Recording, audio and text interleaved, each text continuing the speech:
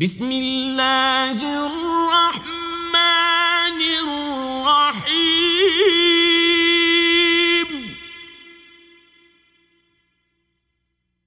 إذا جاء نصر الله والفتح ورأيت الناس يدخلون في دين الله أفواجا فسبح بحمد ربك واستغفره